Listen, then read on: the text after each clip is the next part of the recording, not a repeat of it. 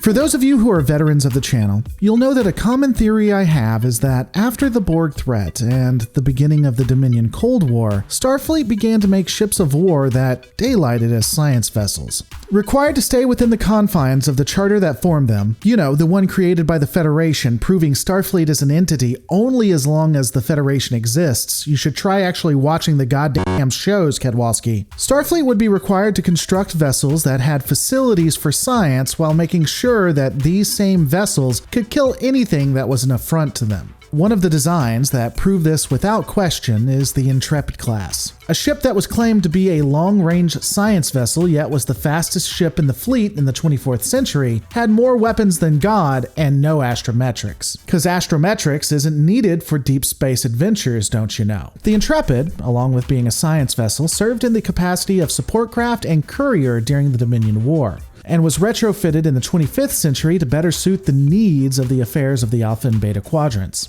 After the Dominion War, the vessel was also reclassified as the Intrepid Long-Range Science Vessel by Starfleet. The vessel has 4 specialty consoles, allowing for 1 tactical officer, 1 engineering officer, and 2 science officers. Additionally, the ship has 3 weapons fore and 3 aft. The vessel would have room left open for Starfleet scientists and engineers to install up to 3 different experimental pieces of technology. Because the ship is totes a science vessel, y'all, definitely not a combat ship, the vessel's sensor suite allows it to either assist in targeting of an enemy, dramatically improving damage done, or it can be utilized on allies to assist their computers in detecting and fixing systems. Additionally, the Intrepid class itself could target subsystems of an enemy with its sensors, causing significant damage and even disabling some enemy vessels. While I have stopped doing a breakdown of specific components of these various vessels, it is worth noting that the standard configuration of the ship includes a deteriorating secondary deflector Mark 6, along with its standard deflector array, of course.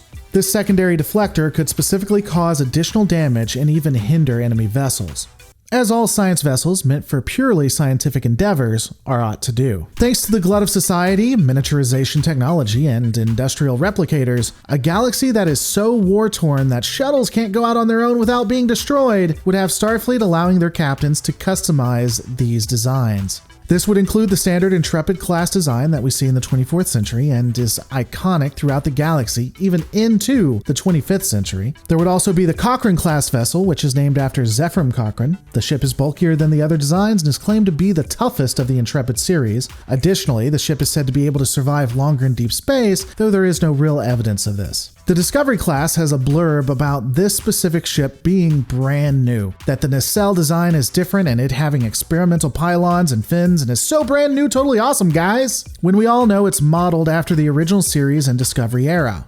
Just don't lie to me, it's all I'm asking.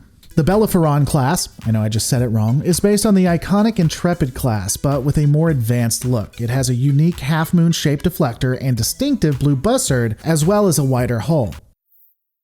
Isn't that racist? There would also be the Pathfinder design, which is an updated version having more advanced technologies that assist in the Delta Quadrant. You're not going to see me flying this vessel because I already paid $20 for the Bellerophon, and I'll be damned if I'm going to pay more just to fly a ship for 100 seconds and edit that footage down to 20 seconds because I can't use the rest of it because idiots in Ferengi vessels thinks it's funny as hell to fly around my ship like we're playing merry-go-round the mulberry bush. I wish to God you could team kill because you'd be dead, Haxer 74718. I'd kill you dead. While I give the different designs some guff, the Intrepid class is one of the more powerful and suitable vessels for the war-torn Alpha and Beta quadrants. It's a design that shows what Starfleet can do when they're looking for a fight. But all of these are my opinions. What are yours? Let me know in the comments below. Don't forget to rate, comment, and subscribe, and I'll see you on the next Lore Reloaded.